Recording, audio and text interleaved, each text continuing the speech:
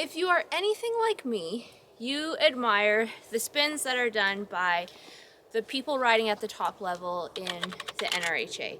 And for me personally, whenever I see Andrea Fappani spin a horse, I sit there and I'm like, how is what he is doing even possible? On multiple horses, mind you. It's not like just on one good horse. He can spin like a freaking tornado on whatever horse he swings a leg over. And I am in a never-ending pursuit to get Diesel spins to look like 1% remotely close to what Andrea is doing. And one of the things that I have found that helps is something that I can actually work on when I'm not even in the saddle, and that is yielding my horse's forequarters, which is essentially doing a spin with your horse in hand. So today I'm going to show you how to start teaching your horse how to do that, which then directly translates to better spins once you are in the saddle, which is what we all want, right? We all want to be spinning superstars. Equipment for this is super straightforward. All you need is a halter and a lead rope on your horse. You will see me carrying a whip in these videos, and that was simply because I was doing other groundwork with my horse. But yeah, all you need is a halter and a lead rope. When you ask your horse to yield their forequarters, positioning is everything. Stand just ahead of the drive line, which is that imaginary line behind their withers, and face their shoulder. This spot gives you the leverage to control the forequarters without blocking the rest of their body. If you're too far back, you'll end up moving the hindquarters instead. Too far forward, and you'll confuse your horse. So you're going to hold your lead rope. I have mine in both hands typically. Then you want to focus your energy right on their shoulder. Imagine you're pushing that spot away. If your horse doesn't move, that's no big deal. Just start adding pressure. Use your hands to start with.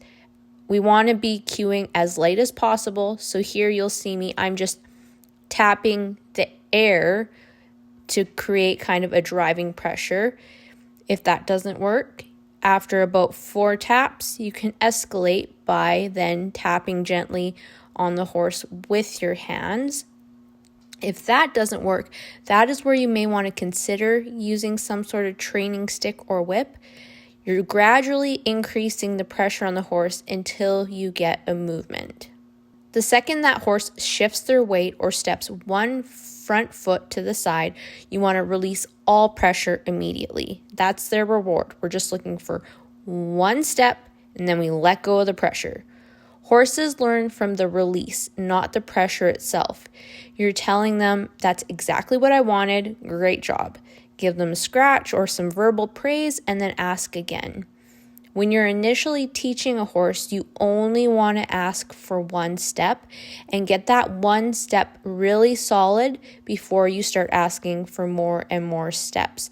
Eventually, you'll build enough on it to the point where you can go a whole circle or even multiple circles with your horse. Sometimes your horse will push into you instead of moving away if you have more of a lazy horse. If that happens, get more assertive with your stick or hand to reinforce your space. You're not being mean by doing this, you're just setting boundaries. Other times, your horse might not move at all. That's okay, just increase the pressure in phases. Again, going from light to medium to firm pressure until they respond.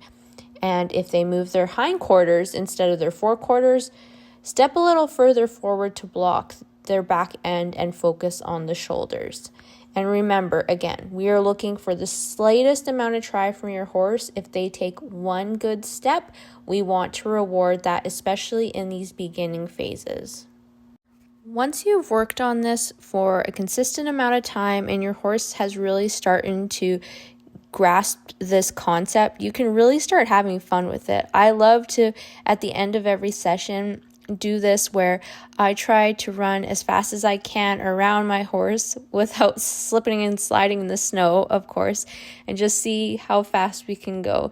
I think it's so much fun, and I just love to see the kind of progress that I've made with Diesel with this maneuver. Typically what I do is I will work on just one side with my horse doing this, and then I'll go do something completely different, and then I'll work on the other side of my horse. You have to remember that you need to kind of treat your horse as two separate horses, and you need to teach them the concept on both sides as if you kind of have two different horses you're working with. Junior hasn't gotten nearly enough screen time on my channel since I got Diesel, so I thought I would, since I had a little bit of extra time, I would pull Junior out and would play with him a bit as well. We haven't done this in a very long time, but Junior is very well trained. He knows what this is all about. He's a little bit stiff, but he still gets the idea. One thing that Junior's really good about is kind of pivoting a hind leg and spinning like the old pro that he is. I just love this horse to death.